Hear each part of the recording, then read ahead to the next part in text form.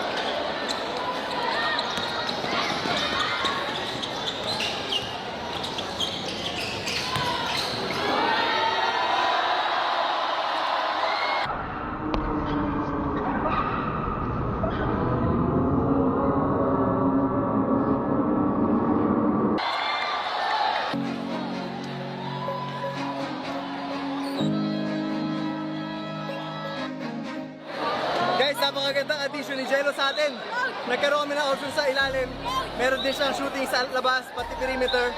So, masabi ko talaga, sobrang ganda ng pagkakadagdag sa atin ni Jello. Tsaka ang galing, sobrang veterano.